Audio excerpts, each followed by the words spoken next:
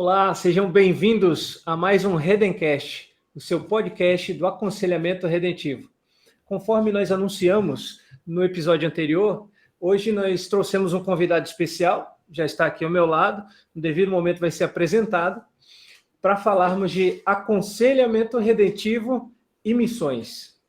Então, eu começo o episódio chamando o reverendo Lacerda para que dê as boas-vindas aos nossos ouvintes.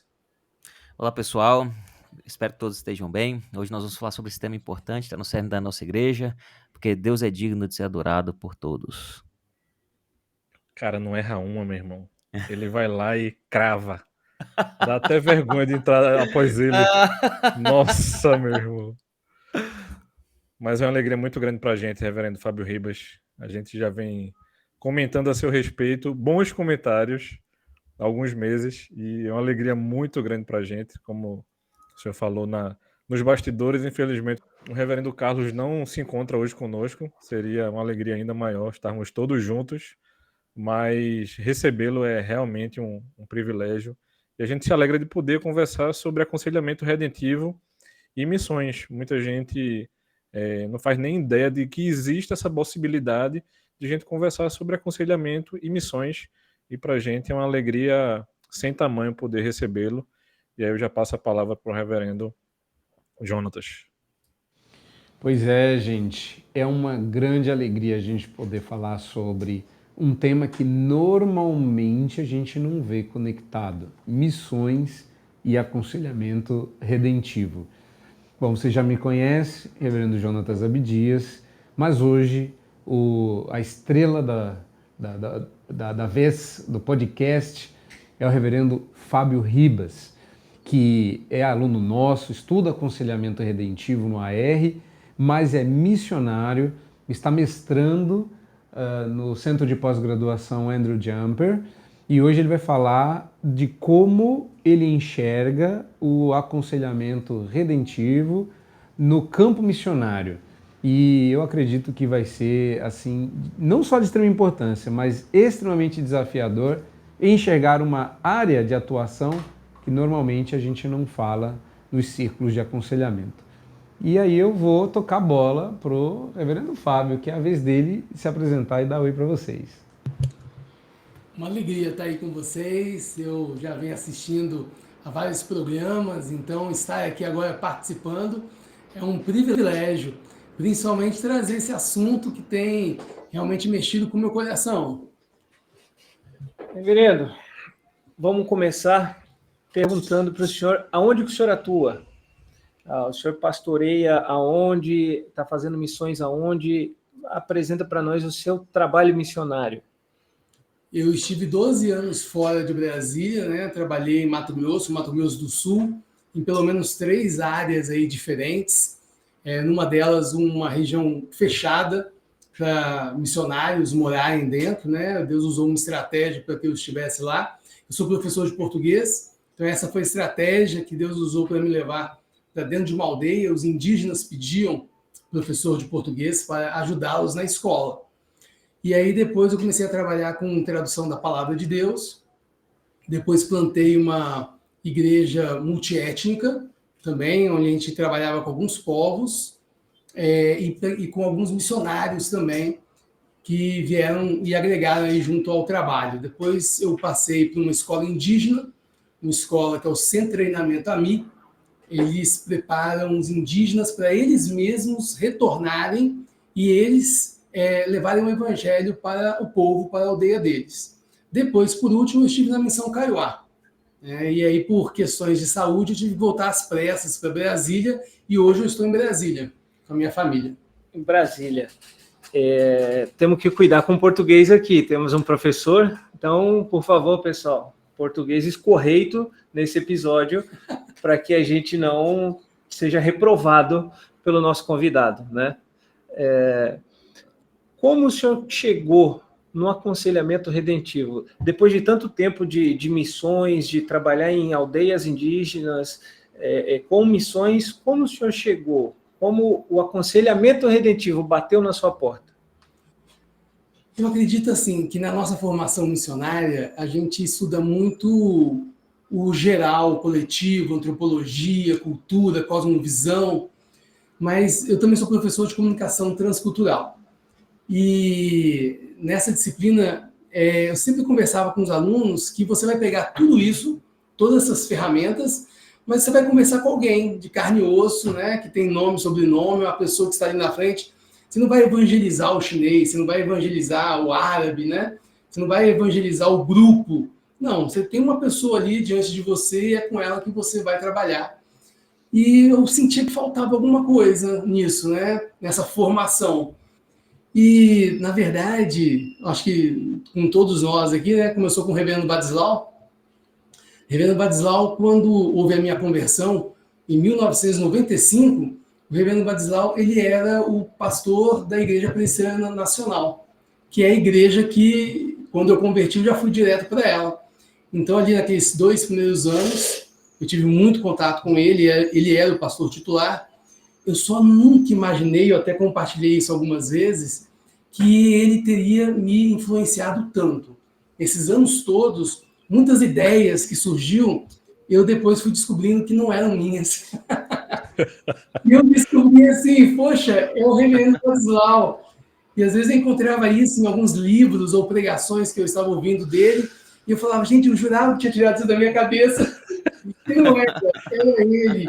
E isso foi mexendo muito comigo, né? Então, o aconselhamento, ele foi essa porta de entrada para que eu pegasse tudo isso, todas essas ferramentas gerais, e pudesse, então, agora conversar com um indígena, né? Eu estava diante dele, diante do coração dele, então eu vi o aconselhamento como essa oportunidade. Ah, o coração. É sempre o coração. Ô, reverendo Rodrigo, diga lá, qual foi o motivo da risada aí? Eu não entendi. Tem alguma história aí que eu não conheço? Conta para nós aí. Quando eu tomei conhecimento do reverendo Fábio, eu comecei a segui-lo no Instagram, e ele é um leitor voraz. E uma das coisas mais legais de segui-lo é que ele posta livros, os livros que ele tem e que ele está lendo, e ele tem teve uma ideia muito legal que ele intitulou de Biblioteca Ribas. Então, assim, ele sempre está postando livros ou que ele já leu ou que ele está lendo. E para quem tem curiosidade sobre uma biblioteca reformada, uma biblioteca de um não somente um pastor e missionário, mas de um pensador, de uma pessoa que promove ideia, é você pensar acerca dessa biblioteca. Então, para mim, eu fico muito feliz, né, de a gente ter um missionário que mergulha nos estudos. A gente sabe que você é professor, você tem outras aptidões, né, a respeito não somente ele não é ser só missionário. Um leitor, não, viu? Ele também é escritor. Ele tem livro publicado sobre o trabalho livro dele indígena. que eu tô querendo, até falei com ele, devo adquiri-lo, né? E eu achei o título maravilhoso. E depois ele pode falar mais sobre o livro. Eu não vou nem dar spoiler ainda. Vou deixar ele falar sobre o livro. A gente pode dar uma brecha para ele aí em algum momento conversar sobre isso. Mas assim, a gente fica muito feliz de não somente saber dessa conexão com o reverendo Badislau, mas de saber que é um estudioso, é um homem que se aprofunda na palavra e tem a preocupação de instruir bem aqueles que passam pelo seu caminho.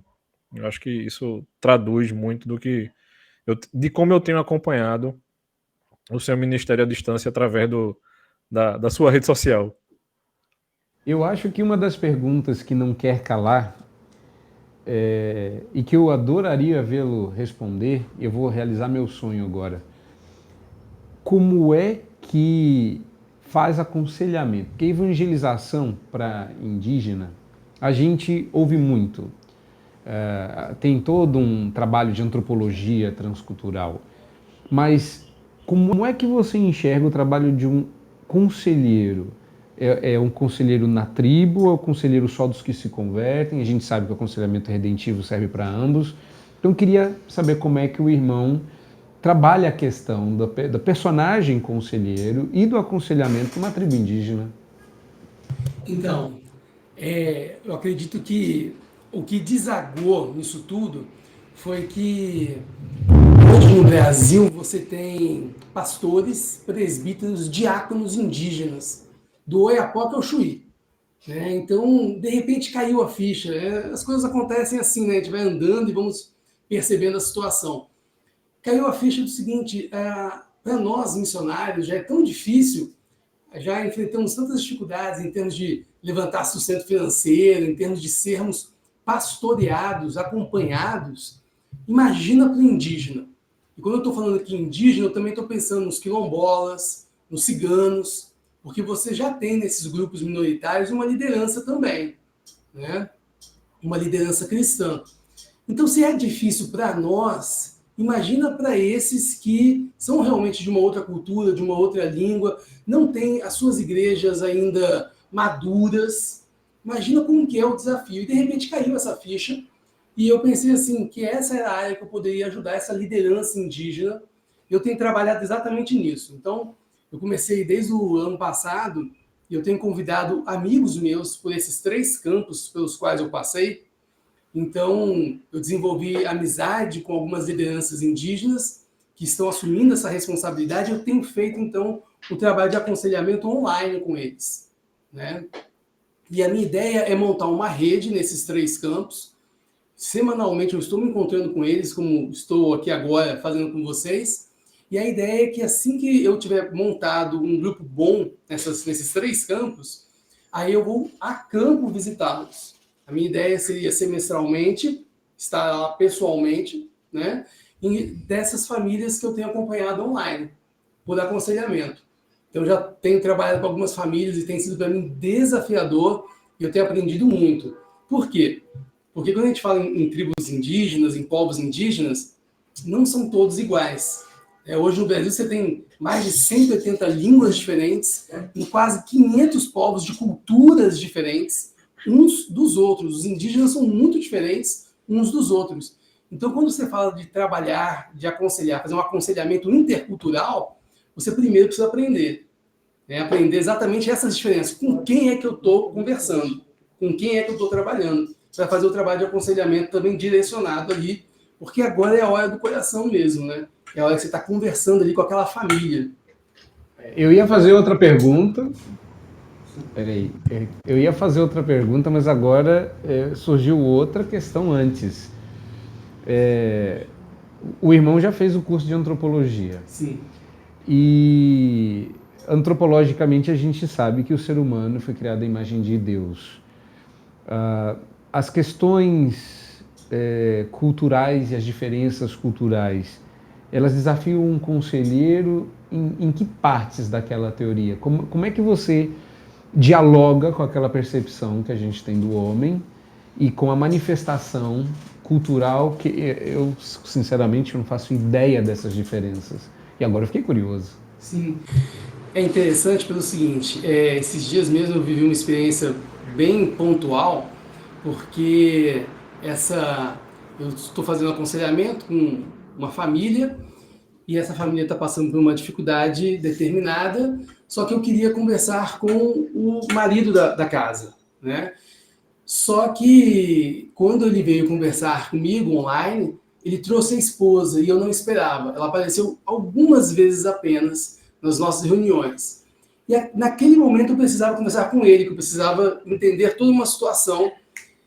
E isso me deixou assim, não vai dar para tocar no assunto agora que ela está junto, né?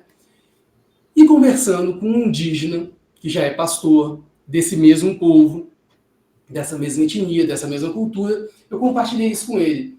Aí ele falou assim, não, Fábio, olha só, quando na nossa cultura o homem traz para junto a sua esposa, numa situação como essa, é porque ele está dizendo para ela que ele não quer mais mentir. Ele agora vai dizer tudo que tem na frente dela. Então agora ele está mostrando que ele quer acertar. Então para ele é importante estar junto. Aí eu pensei assim comigo, então, interessante, porque eu tinha pensado em primeiro fazer com ele, depois com ela, em separado, mas na cabeça dele, culturalmente, é importante para ele que a esposa agora esteja junto dele, para ouvir tudo que ele tem para falar. Veja, embora isso seja interessante, e é interessante, você tem que trabalhar com essa perspectiva, então eu vou trabalhar com os dois juntos, sem problema, mas existe o outro lado da moeda, né, como acontece na nossa cultura. Tem coisas boas e coisas negativas. embora isso seja uma coisa positiva, mas tem um problema. Você também fica sem conseguir escutá-la. É uma maneira também da cultura deixar ela inibida. Eu não estou ouvindo a voz dela. De alguma maneira eu vou precisar trabalhar com ela dentro desse ambiente para que eu possa ouvir a voz. Uma das estratégias é exatamente jogar minha esposa, como eu já fiz, né? Jogar minha esposa na conversa. Então, olha, se você sentir mais à vontade, então eu vou te passar aqui o contato da minha esposa, você entra em contato direto com ela. Eu preciso, porque eu preciso tratar o coração dele e dela também. Então, esses elementos culturais, né, a gente vai aprendendo, e assim, na multidão dos conselheiros é que a gente acha a sabedoria, né? Então a gente vai conversando aí. Ribas, então pelo que você está dizendo, embora nós não tenhamos uma diferença do coração por ser um povo indígena, pode ser que as diferenças culturais possa fazer com que nós tenhamos uma diferença de abordagem. O coração é o mesmo, os anseios podem ser os mesmos, mas a abordagem do conselheiro vai ter que ser diferente conforme as características culturais ou as expectativas das pessoas aconselhadas, é isso? Exato. Então, uma das coisas que a gente tem trabalhado, eu tenho pensado exatamente nessa questão do aconselhamento intercultural. E uma das coisas assim, importantes, que eu até tenho conversado com o Marcelo Carvalho, é que a gente tem buscado exatamente essa questão da formação do conselheiro. Se você vai trabalhar com aconselhamento redentivo intercultural, você precisava ter a mesma formação antropológica do missionário. Por quê? O pecado que está no coração, o pecado ele é intercultural, né? Ele atravessa as culturas, ele está presente em todas as culturas. Então, esses universais estão presentes. Mas nessas particularidades, que as culturas são diferentes umas das outras, se você não souber abordar, você perde o coração, você perde o diálogo, você fecha a comunicação. E às vezes são detalhes e não custa nada você realmente mostrar respeito, mostrar interesse, aprender da cultura, para então você entrar. Não é muito diferente do que a gente tem aprendido em termos do nosso aconselhamento. A gente não chega no aconselhamento com alguém, na nossa cultura, assim, já imediatamente abrindo a Bíblia, já tentando já responder as perguntas. Não é assim. A gente primeiro vai ouvir essa pessoa, a gente vai entender a história dela, conhecê-la, conhecer o ambiente. Então, essa questão também sociocultural ela é muito importante, mesmo dentro do nosso contexto de mesma cultura, para então nós começarmos a caminhar junto com essas pessoas, né? Você estava falando aí, eu pensei então que, como você disse, a realidade pecaminosa, ela é multiétnica, né? Ela se manifesta em qualquer cultura e em qualquer povo. Mas esse pecado, que é uma realidade geral, ele pode apresentar sintomas diferentes conforme a cultura, os hábitos. É isso que você está dizendo que eu preciso observar para aprender a ler e enxergar no cerne do coração. Exatamente. Exatamente, né? A cultura é um texto e a gente vai exatamente trabalhar esse texto aí na parte de compreensão e interpretação. Então, é primeiro aprender para depois começar a caminhar junto, né? A gente não pode passar esse carro na frente dos bois. O reverendo... Desculpa, Rodrigo, pode falar. Não, estava pensando aqui, talvez numa linguagem mais do Vadislau, o que eu estava pensando aqui é o seguinte, reverendo Vadislau diz o seguinte, que a gente tem que se tornar amigo do aconselhado. Isso vai gerar confiança e outras coisas que envolvem isso aí. E aí a gente acrescenta questões que envolvem conhecimento cultural e interpretação da realidade. Eu não tenho como conversar com aquela pessoa se eu não consigo interpretar a realidade igual a ela. Exato.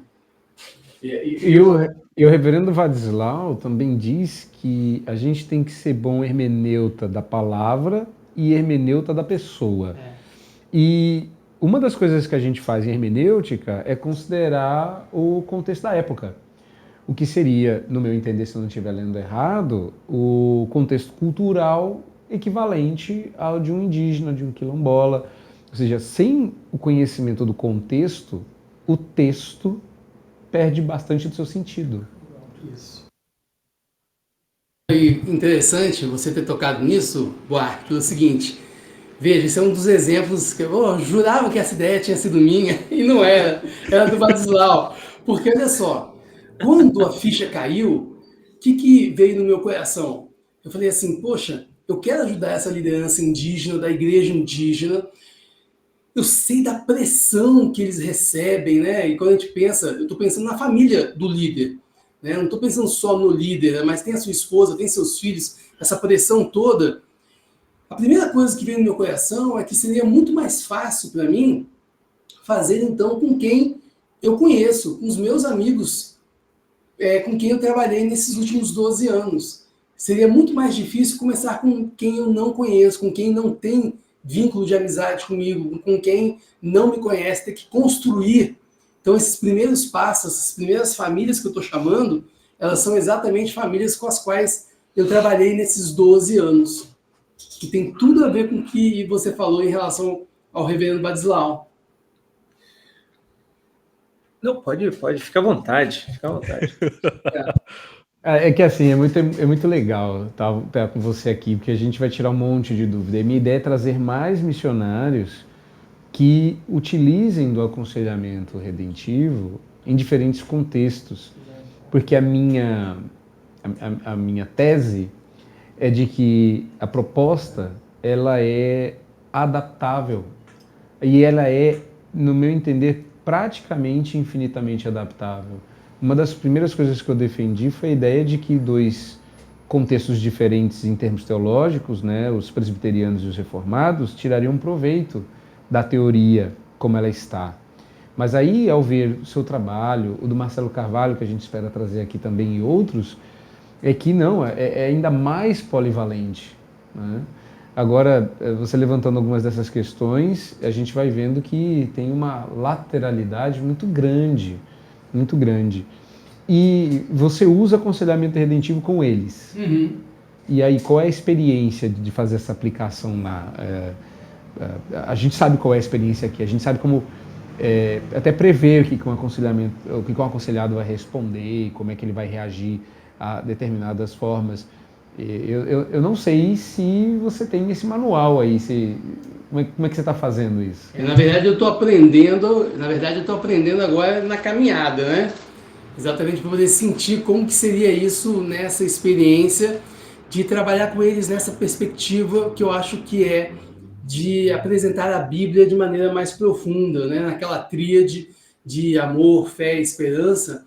E isso tem me ajudado muito, porque é um norte que dá para a gente caminhar, dá para mostrar para ele, para o aconselhado, aonde nós queremos chegar e revelar exatamente o problema dos ídolos do coração dele, mesmo que ele esteja tentando maquiar isso em termos de cultura, como acontece com a gente. A gente também tenta justificar os nossos ídolos com alguma, né, desculpa cultural, né? Ah, mas eu nasci assim, foram meus pais, não, porque eu fui criado desse jeito, né? Então, gente, olha, somos todos pecadores, né? É impressionante isso, e o aconselhamento redentivo, ele te dá essa pisada em solo seguro, né? Que dá exatamente para a gente poder estar trabalhando nesses termos. E isso tem assim, sido assim, a alegria desse ministério. Eu, em determinado momento aqui, falei para vocês, né, que aquela pessoa que quer trabalhar com aconselhamento redentivo intercultural, ela precisa ter, então, uma formação antropológica. Mas veja, em cima do que você falou, olha que interessante se nós pensarmos que, na verdade, os missionários da APMT, que é a agência da qual eu faço parte, que é a Agência Presbiteriana de Missões Transculturais, temos missionários em todos os povos do mundo, espalhados aí pelo planeta Terra, e se eles, na verdade, tivessem uma formação no aconselhamento redentivo, entendeu? Porque nós não temos isso, nós temos um curso para a formação desses missionários, mas não tem uma disciplina de aconselhamento redentivo. Então, essa seria uma formação que a gente poderia oferecer para os nossos missionários, porque a verdade é que lá no campo, o que o missionário faz? Tudo. O missionário faz tudo. À medida que as pessoas vão, então, sendo convertidas por Deus, e elas vão assumindo seus espaços, o trabalho de aconselhamento é natural. Então, é preciso que o missionário esteja já preparado, né? Então, Veja, esse é um caminho, um campo aberto. Alô, APMT, diretoria? Quem tem ouvidos para ouvir, ouça. Breno, eu sou agora da área da curiosidade. Há algum fato curioso nessa questão de linguagem, de cultura? Por exemplo, a gente fala muito de alcançar o coração. O objetivo é chegar no coração. Mas teve algum fato que o senhor não conseguiu e depois foi descobrir, por exemplo, que o objetivo ou que a entranha não era o coração, o mais interior daquela tribo era o fígado, o rim? Entende? Alguma coisa, algum conceito do AR, do aconselhamento redentivo, que precisou adaptar, não um fundamento, como o senhor falou, mas só que baseado numa frustração sua, sabe? É interessante porque é lógico que eu tenho trabalhado com indígenas bilíngues, né? Embora eu saiba que algumas línguas não é o coração, é o estômago, são as entranhas, que é a palavra na língua no lugar do coração. Mas essas questões são muito interessantes, porque a gente romantiza, né? Quando a gente está aprendendo as coisas, a gente acha que e Deus vai trabalhando, né, no coração da gente também, né? Nossa, Deus tem trabalhado muito no meu coração. Mas quando eu estava na aldeia, uma dessas expectativas que eu achei que eu ia chegar lá, né? É que um jovem rapaz veio, se aproximou de mim e falou assim, professor, onde é que está a sua outra esposa? Aí eu falei assim, mas que outra esposa? Eu tenho só uma, está lá na cidade. Ah, professor, o que é isso? Não, pode dizer aí, cadê a sua outra esposa? Eu pensei comigo assim, nossa, agora ele vai conhecer o que é um crente de verdade, né? Agora eu vou fazer diferença, agora o evangelho vai começar a tacar fogo aqui. E aí eu falei para ele, não, eu sou homem, eu até usei essa expressão, eu sou homem de uma mulher só. E ele riu de mim e falou assim, professor, que isso? Eu sei, meu pai tem uma mulher aqui, aí quando ele vai lá para outra aldeia, tem uma outra mulher lá, quando ele vai para a cidade, ele tem uma outra mulher lá. Aí eu descobri que não seria monogamia o que iria atingir o coração, não era esse o tema. Para eles não faria diferença, não seria nesse ponto aí. Aí cavando nessa cultura, lembra, são culturas diferentes, estou falando da cultura que eu trabalhei. E aí nessa cultura, o valor mais importante para eles era generosidade. Então eu não poderia dizer não. Dizer não fecharia as portas da comunicação para mim. Isso cria uma série de problemas, até entre eles, né, bem sérios. Mas, numa das minhas vindas para a cidade, quando eles começaram a me conhecer mais e exatamente respeitar mais, confiar mais no trabalho, então eu vinha para a cidade, eu estava na minha casa na cidade, eu ficava 1 mês na aldeia, 15 dias na cidade, né? Sempre fazia assim. E aí um dia eu estou lá em casa e de repente alguém chega na porta, professor, o senhor tem R$50 para me emprestar? Aí eu falei, não, tenho, toma aqui, tranquilo, sem problema. Aí o outro veio, professor, o senhor tem R$100 para me emprestar? Aí eu emprestei. Aí lógico, né, a esposa da gente, que é a parte abençoada da casa, me chamou num canto e falou assim, Fábio, a gente vai quebrar desse jeito. A gente não vai conseguir ficar no campo se você ficar entregando nosso dinheiro a todo mundo que empresta. Não, vamos tentar achar uma estratégia. Tinha um casal de missionários mais antigo na região, nós compartilhamos isso.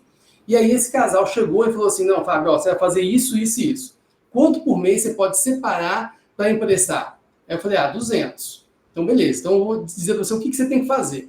Aí, numa outra oportunidade, chegou lá em casa um indígena, o senhor tem R$50 para emprestar? Eu falei, tem, toma aqui, 50. Aí chegou outro, pediu 100, toma, não tem problema. Outro chegou, pediu 50. Morreram os 200, morreram. Aí chegou alguém e falou, professor, você tem R$100 para me emprestar? Tenho. Só que eu já emprestei para fulano, ciclano e beltrano. Quando eles me devolverem, aí eu te passo o dinheiro. Eu disse, não. Então eu não rompi com um valor que é importante, que é generosidade. Aí o que ele faz? Ele viu que eu não neguei para ele. Ele vai atrás dos meus devedores e vai cobrar deles. Rapaz, que feio. Você está devendo dinheiro, professor? Não, vamos lá. Aí ele trazia essas pessoas para mim, essas pessoas pagavam. Aí ele, não, professor, beleza, tá vendo? Tá tudo acertado. Ele ia embora com a turma. Daqui 5 minutos ele voltava sozinho. que aí eu sabia que eu ia. Ou seja, são aprendizados que a gente tem que aprender. Se o mundo business descobre essa Eu estratégia, tô precisando do contato desse irmão. Pode me passar o contato dele? Eu tô precisando do contato desse irmão aí pra cobrar livro. Pra cobrar livro emprestado. Porque tem umas pessoas que precisam me devolver os livros pra eu emprestar esses livros de novo. Não, eu adorei a metodologia que a gente pode adotar como modus operandi no AR, né? Criar uma rede de cashback. Como ter o seu dinheiro de volta depois de emprestar. é o cashback redentivo. Boa. O Ribas Vendo, estava falando Rodrigo. aí. Ah, não, foi Lacerda, perdão. Vai lá, Sardinha. O Ribas estava falando aí sobre a. Ou foi o reverendo Jonatas que falou sobre a capacidade que o AR tem de dar acesso a essas pessoas e de ler pessoas, né?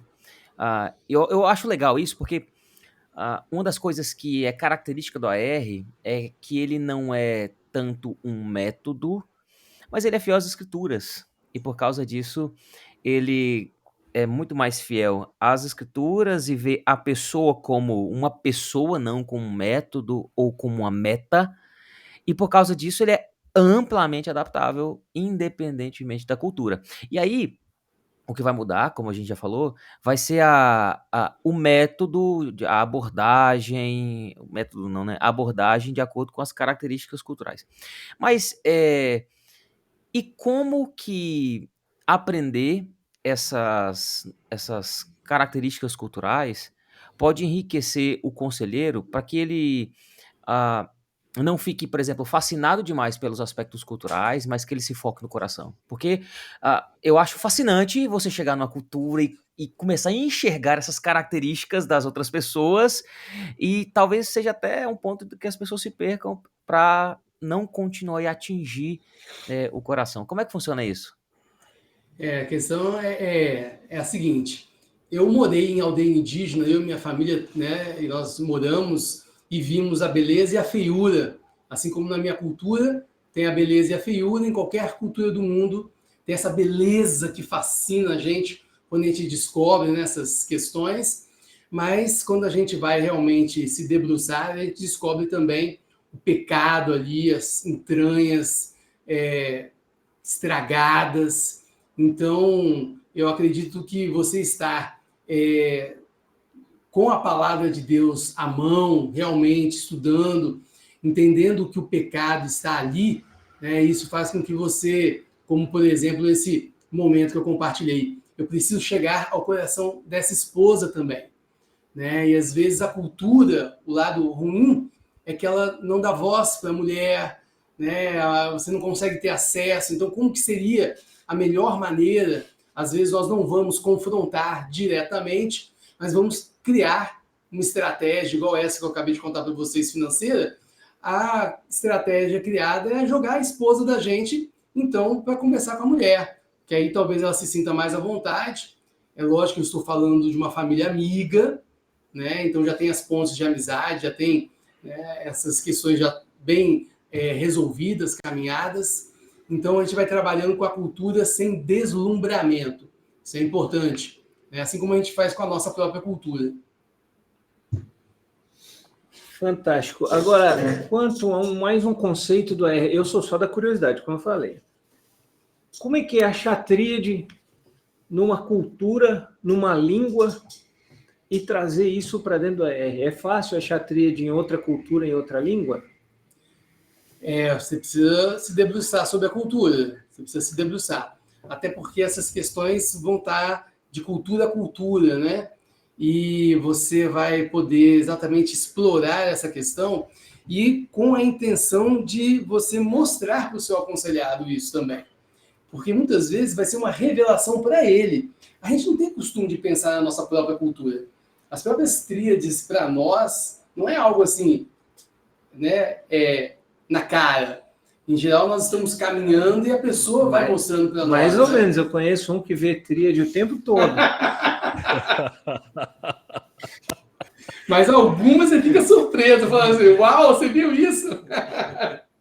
Mas olha, numa das disciplinas, até que eu fiz com o Marcelo Carvalho, gente, isso é fenomenal, isso é fantástico. Eu tive o prazer de dar aula na Missão Além com o Marcelo Carvalho em algumas disciplinas, nós dois juntos.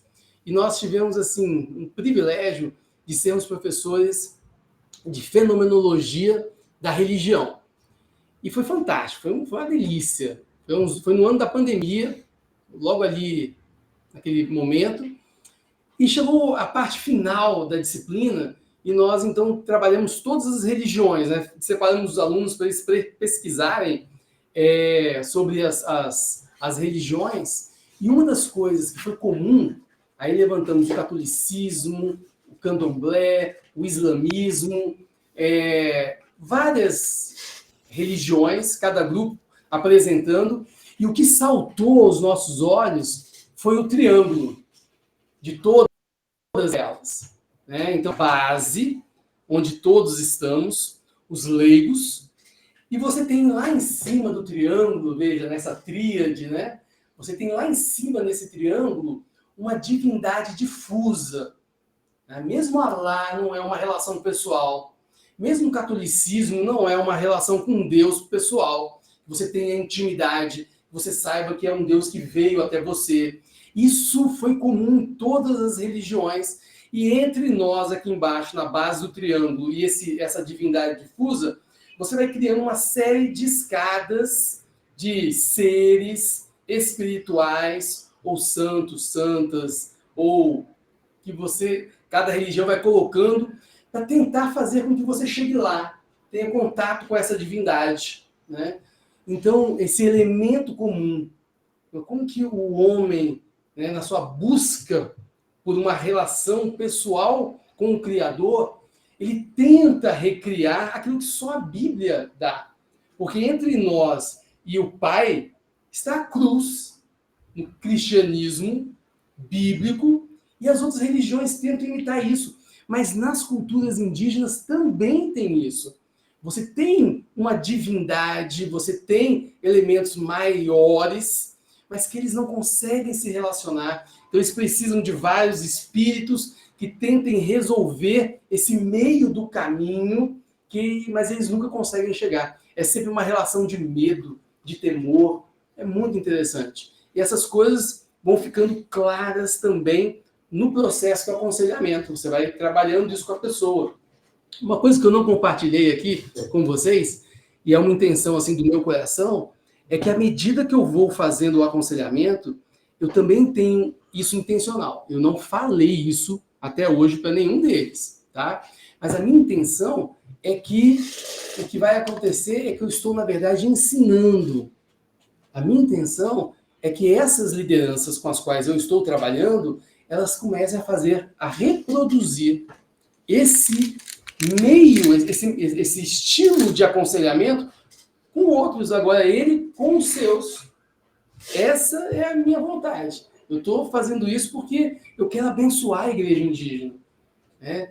Gente, são pastores, presbíteros, diáconos, gente ali que está amadurecendo. Então, a gente fala muito do lado de cá do universo, até por conta do background filosófico do aconselhamento redentivo, e isso agora se tornou bastante comum na nossa cultura, que é a própria ideia de transformação cultural. Sim. A minha impressão é que no Brasil as nossas lideranças governamentais não gostam muito da interferência cultural. Mas quando você altera o comportamento e o coração, você também altera a cultura. A nossa cultura é influenciada pelo cristianismo. Como a transformação cultural ela é enxergada tanto na aldeia em si, na liderança, quanto no resultado que ela possa gerar, sei lá, junto a uma FUNAI ou algum ente governamental. Isso é enxergado com bons olhos quando essa transformação é positiva? A gente poderia conversar sobre muita coisa, né? É um universo realmente fascinante. Mas você vê, nós temos aí pelo menos 150 definições diferentes de cultura. Tá? Então a gente vai pegar uma que tem sido trabalhada pelo Marcelo Carvalho, e tem na formação de missionários trabalhado com isso, chamada atenção para isso. Gente, o que produz cultura é a religião, e não o contrário. São as crenças da gente que produzem cultura. Então, quando você vai apresentar o Evangelho, né, o Evangelho vai fazer a transformação exatamente nas suas crenças, é claro que isso vai alterar a cultura. Aquilo que resplandece a beleza de Deus vai ser confirmado, aquilo que é pecado vai ser confrontado, naturalmente, sem problema. Mas você tem experiências fascinantes no Brasil, porque teve casos de família missionária que foi expulsa da aldeia por funcionários do governo. Só que aquele negócio, né? O que destrói a cultura? O que destrói a cultura é o evangelho, na cabeça deles.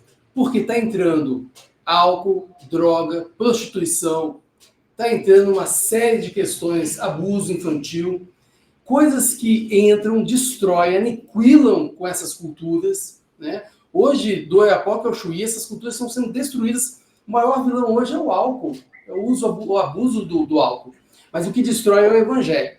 Aí tem uma família que foi expulsa de uma aldeia, passaram 10 anos, e chegou uma hora que o pessoal do governo olhou e falou assim, não, realmente, eles escreveram uma carta chamando essa família de volta. Por quê? Porque eles perceberam que a presença da família missionária servia exatamente de bloqueio para esse mundo majoritário que entra assustadoramente, de maneira violenta, em culturas minoritárias, sem que não tenha ninguém para intermediar, para mostrar que, na minha cultura, nem tudo que brilha é ouro.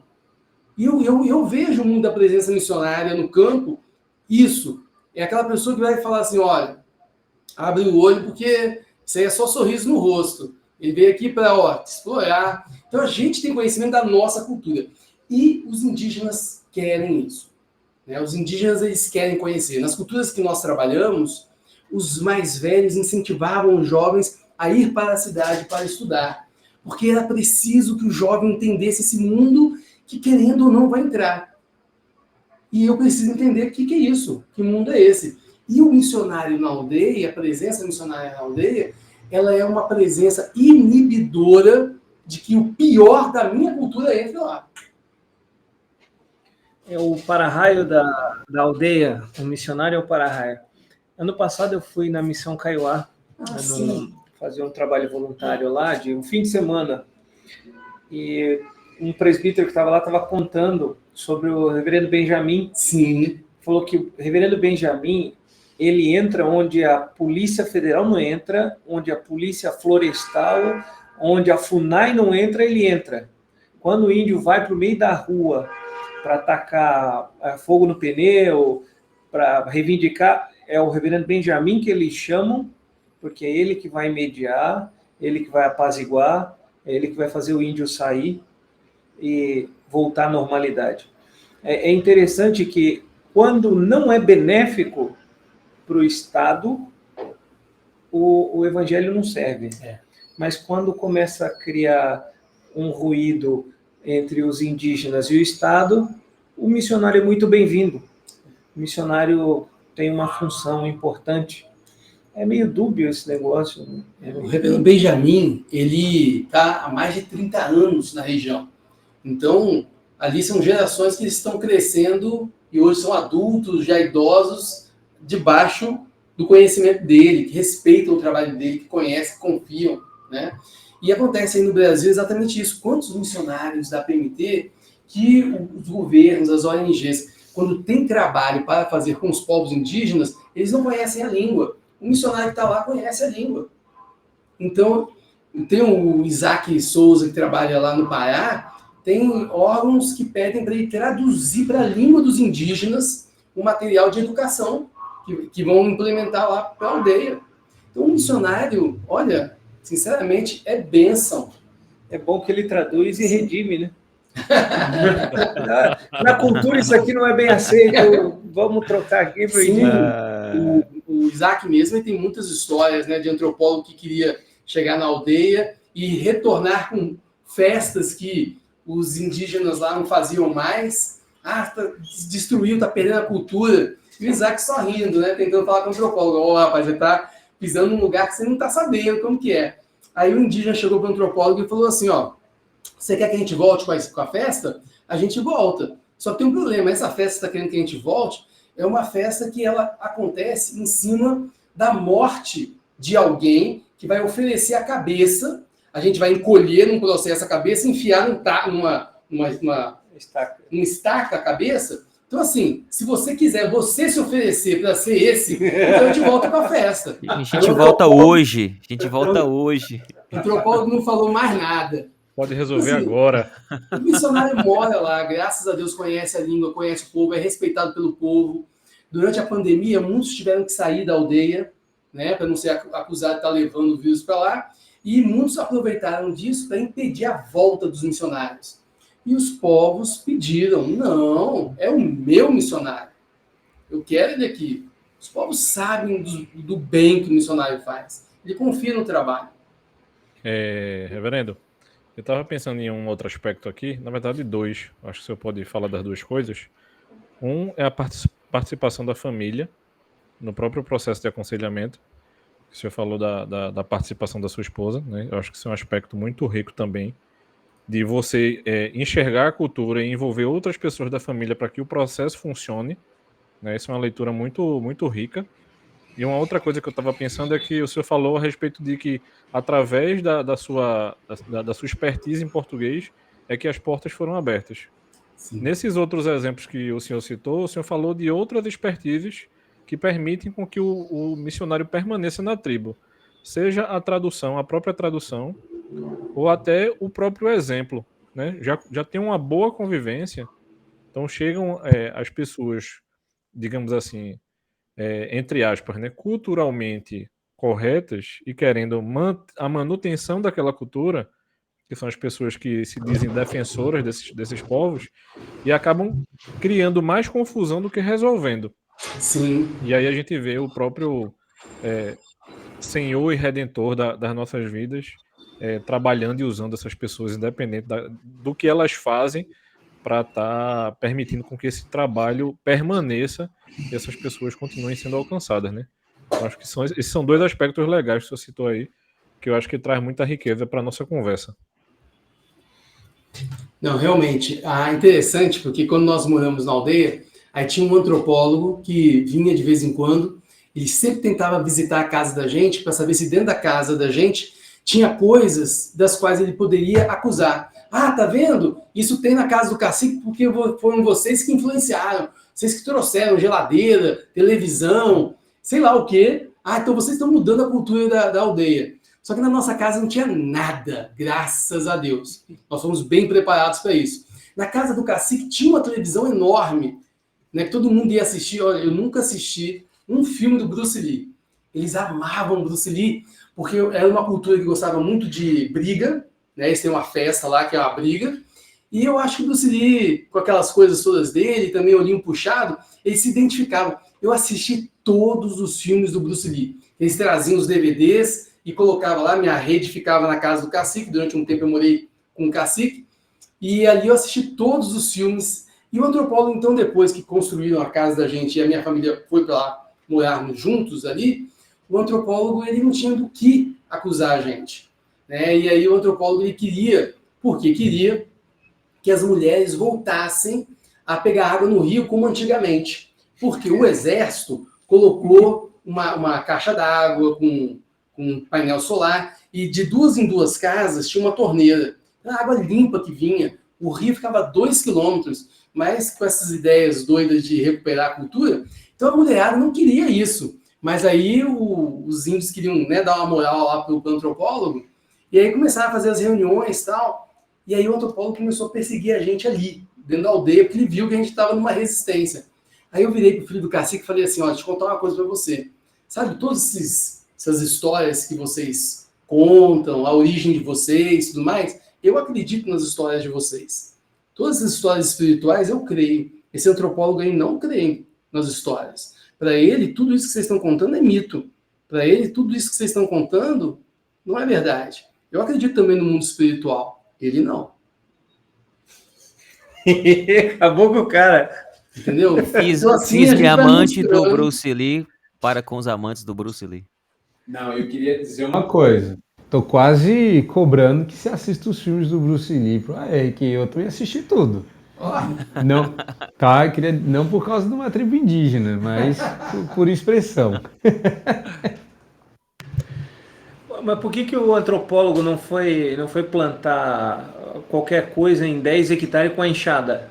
Verdade. Ele tem que voltar à cultura antiga dele também, ué. A mulherada estava desesperada lá. Ô, gente, pessoal, às vezes tem umas boas ideias para os outros, né? Mas que é o problema. Mas São boas ideias para os outros fazerem. Mas é uma boa oportunidade de evangelizar o antropólogo também, né? Sim. De atingir o coração de um Eu tive cara. boas oportunidades. E isso é uma coisa que o missionário tem que estar preparado. Que às vezes a gente foca assim, não, fui chamado para. Não, fui direcionado para. Não existe isso, né? As pessoas vão sendo colocadas diante de você por Deus e tem um propósito. Você tem que estar bem atento para essas oportunidades. Bom, a gente podia... A gente está quase chegando no fim e o irmão tocou num ponto que eu gostaria que a gente retornasse, que é a formação do missionário e o papel do aprendizado do aconselhamento redentivo. Que você poderia enumerar alguma vantagem, alguma coisa que a gente podia dar para o pessoal que nos ouve, para eles terem uma ideia da relevância que o material de aconselhamento redentivo possa oferecer para o missionário, porque a gente tem todo tipo de gente ouvindo, né? Às vezes tem até alguém que quer ser missionário e não imagina que o que ele está estudando hoje de aconselhamento redentivo vá ser útil no campo. Então, uma palhinha de como isso pode ser abençoador no campo, da perspectiva do missionário.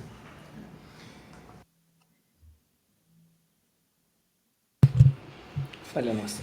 Eu acredito assim que essa formação do missionário também no aconselhamento daria um certo equilíbrio, porque quando a gente tem uma formação muito voltada, né, para cosmovisão, antropologia, os universais, há uma tendência muito grande da gente tratar as pessoas assim, no todo, né? Não ter um tratamento ali pessoal, individual, olhar para a família dele, né? Então, às vezes, não perceber que ainda que tenha cultura, ainda que tenha cosmovisão, ainda que tenha essas questões coletivas, mas as pessoas também reagem a isso tudo. Então, vou dar um exemplo. Infanticídio indígena.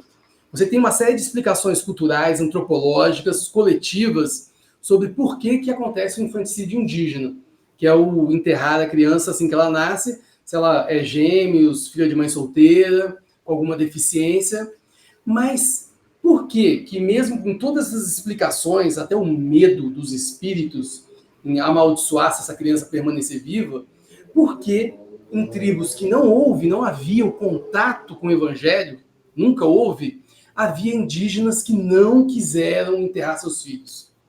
Então essa questão a gente precisa perceber, que quando eu evangelizar o João, a Maria, e quando eu estiver trabalhando discipulado, num trabalho de aconselhamento, o aconselhamento ele me dá essa pessoalidade, esse respeito por alguém que pode inclusive falar para mim, olha, eu vivo numa cultura assim, mas eu não acredito nisso.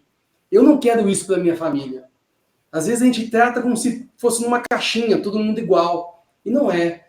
Quando eu estiver diante de alguém, é diante dessa pessoa, que assim como eu tenho coisa na minha cultura que eu não concordo, ele também. E eu vou aprender com ele e ele comigo. Então, esse trabalho do aconselhamento me traz para diante de você. É interessante, olha, pensando isso aqui agora, pensando no Corandeu, né? Diante de Deus, mas quanto mais nós estivermos diante de Deus, mais eu vou estar diante de você, não é verdade? Então, o aconselhamento redentivo traz essa percepção para mim e para você. E eu acho que isso é um trabalho importantíssimo, uma formação importantíssima para o missionário. Gente, nós vamos nos encaminhar para o fim, mas eu gostaria que o reverendo Ribas falasse um pouquinho sobre o livro que está aí anunciado. É da Amazon, esse QR Code? Link da Amazon. Link da Amazon. Tá aí o valor. Fala um pouquinho para nós, reverendo, sobre o seu trabalho, a sua obra aí. Então, na verdade, o Dias Índios, né, o título é uma homenagem ao Darcy Ribeiro, que tem um livro com um título bem próximo, e ele começa o livro dele contando uma linda história dele e da esposa dele, que mexeu muito com o meu coração. Às vezes a gente tem essa ideia, né, de antropologia ser uma coisa fria, né, uma coisa assim. E você vê um livro de um antropólogo falando sobre a cultura indígena, e ele começa oferecendo o livro dele para a esposa. Tanto ele quanto a esposa pegaram câncer. E ele começa contando essa história, né? E é uma história muito bonita, isso sempre ficou no meu coração. E como eu fui para o campo missionário com a minha esposa, com a minha família, então para mim foi muito claro, né, essa homenagem que eu queria fazer. E é exatamente nesse livro, são crônicas daqueles primeiros 7 anos na aldeia, né, ali trabalhando com aqueles povos naquela região específica. E como era uma região muito fechada, eu não podia publicar, não podia falar. Vocês viram que eu não contei o nome da região aqui, e nem contei o povo, nem nada, né? Então, eu não podia, desde aquela época, fazer nada disso. Mas como eu ficava 1 mês na aldeia e 15 dias na cidade, quando eu chegava na cidade, eu escrevia por e-mail essas histórias para um grupo seleto na época, que recebia essas histórias. A Mônica Mesquita, que é uma desses que faz o prefácio ali, ela foi guardando essas histórias, e a partir de 2015 ela começou a me cobrar. Fábio, tá na hora de publicar, tá na hora de publicar. E eu fiquei enrolando, mas aí veio a pandemia, eu animei. Agora eu tô com tempo de sobra, deixa eu rever essas histórias. Acrescentei, né? Pude corrigir, pude dar uma direção assim para ela. Então, assim, eu tenho uma alegria, um carinho enorme, porque é um material cultural riquíssimo, de uma região que eu sei que muitos missionários queriam ter morado e não moraram, né? Uma região específica que missionários não podem morar lá, e Deus me deu essa bênção. Então, de propósito, eu coloco muito material cultural dentro do livro, né? Que a ideia é... Então, eu tenho 2 objetivos com esse livro. Fornecer material cultural para que o missionário tenha um material também de estudo de caso, né? Mas principalmente para a igreja local sentir o drama de que é você trabalhar com uma outra cultura. Por que a gente precisa se preocupar com a formação do missionário transcultural? Por que investir na questão do aconselhamento para o missionário transcultural? Porque os desafios estão ali, gritantes diante de nós. É um mundo assim, fascinante, mas que traz todas as suas dificuldades. Eu espero que esse livro realmente desperte a igreja local. Por que ela tem que investir na formação do missionário transcultural? É um desafio que nós temos na igreja de atingir outras culturas, né? Os campos já branquejam, né? E as outras culturas, os outros povos, eles carecem, tanto quanto nós, o dito homem branco, da glória de Deus, né? André, agradeço a Deus. Pois não, reverendo Rodrigo? eu acho que vale uma invertida aqui. Pode ter pessoas nos assistindo agora nesse momento que chegaram aqui por conta do tema de missões e do reverendo Fábio. Então a gente pode pedir para o reverendo Jonatas falar do porquê ele deve estudar aconselhamento redentivo. Bárbaro! Momento merchan. Muito bom, reverendo. Olha, uma das coisas que me chamou a atenção no aconselhamento redentivo foi exatamente o aspecto que você levantou em relação aos indígenas. Quando você estuda o aconselhamento bíblico clássico, você estuda a manifestação dele numa cultura norte-americana. Quando você chega no aconselhamento redentivo, você já vê a primeira adaptação cultural. Uma das minhas primeiras conversas sobre aconselhamento redentivo aqui no Brasil, quando eu voltei do doutorado, foi explicar que aconselhamento redentivo tinha gosto de feijoada, tinha som de capoeira. Bárbaro. Não é? A ideia era, gente, há uma adaptação cultural importante para nós. Está falando a nossa cultura. O desafio é você ter o conteúdo, retirar o cerne, que é imutável, porque é a palavra de Deus, e fazer a aplicação em uma manifestação cultural distinta. Porque aí é que a gente vê o evangelho brilhar. Porque o evangelho ele é transcultural. E ele transforma cada cultura e a gente vê uma riqueza cultural divina que é limpa pelo evangelho. Ou seja, a gente não carrega cultura, a gente carrega o poder que transforma aquela cultura. E isso é visível no aconselhamento redentivo. Ele já é uma uma manifestação de transformação cultural da cultura que a gente conhece como brasileira, né? A gente não leva em consideração, quando fala essa expressão, que faz parte da cultura brasileira uma série de povos que não são contabilizados nessa cultura. Mas no que a gente chama de cultura brasileira, você já vê uma adaptação. O reverendo Vadislau é um amante da cultura brasileira, né? Ele é um conhecedor da cultura brasileira. Então, quando ele pega esses princípios e os aplica, ele está fazendo um trabalho muito semelhante ao que esse missionário vai fazer no campo quando pegar essa teoria e for aplicar àquele povo específico quando estiver falando com uma pessoa em particular, né? Mas a razão pela qual você tem que estudar o aconselhamento redentivo aí, o livro, é porque eu escrevi o livro para facilitar a ponte.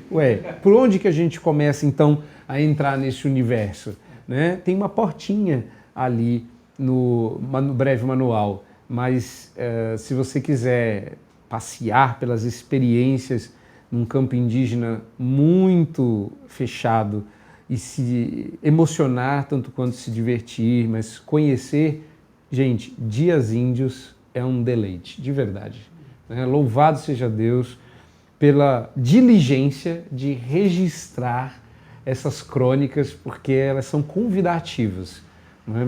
Meu pai sempre disse para mim que ele era o pastor que não foi, por isso ele virou presbítero. E eu vivi a vida dizendo que eu sou missionário que não foi, por isso eu sou pastor, né? Então eu me sinto privilegiado de estar do lado de alguém que foi e voltou para contar como é que é. Deus abençoe, gente. Senhores, vamos encerrando por aqui. Eu vou deixar o senhor por último, para o senhor se despedir, mas desde já agradeço a sua disposição de vir aqui. Pessoalmente foi um prazer conhecê-lo, não conhecia, e poder bater esse papo. Que Deus continue o abençoando, que o senhor seja bênção no seu trabalho, na missão, e que o senhor seja mais um dos divulgadores do aconselhamento redentivo. Que Deus o abençoe, que Deus continue o capacitando e derramando graça na sua vida. Reverendo Rodrigo. Eu quero só agradecer, meus irmãos. Que privilégio imenso nosso aqui estar com o reverendo Fábio.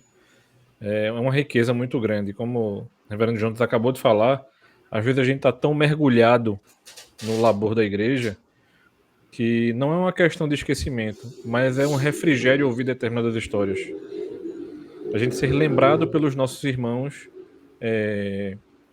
que estão inseridos em realidades brasileiras, mas eu achei maravilhosa a expressão que usou, que é inter, né? Não é nem alguma outra palavra, mas estão entre essas culturas. E poder ver irmãos, né, da igreja que eu faço parte, tendo essa oportunidade e esse privilégio de eu poder ser instrumento nas mãos do Senhor para estar investindo na vida desses irmãos que são missionários da igreja local, e que a gente pode ter essa parceria e ter essa perspectiva também. Muitas vezes a gente acha que a gente não precisa investir na vida dos missionários e que eles não precisam desse tipo de coisa. Então, ouvir isso para a gente é de uma riqueza, de uma grandiosidade assim maravilhosa. E eu agradeço muito a Deus de ter esse privilégio, reverendo, de estar aqui com vocês nesse momento, e de saber que o Senhor, ele é um Deus que ele vai chamar aqueles a quem ele separou. E isso traz uma alegria imensa de a gente poder ser instrumento na mão desse Senhor nosso. Eu tô muito feliz. Tô tendo o prazer de conhecer o Ribas agora. Tô muito contente, viu? De ouvir as histórias, de descobrir aspectos do AR que eu não saberia se não fosse conversando com alguém que vive a experiência do AR em contextos diferentes. Mas mais do que isso, de ver o que Deus tem feito por causa da palavra dele em outros lugares. Glória a Deus pela sua vida.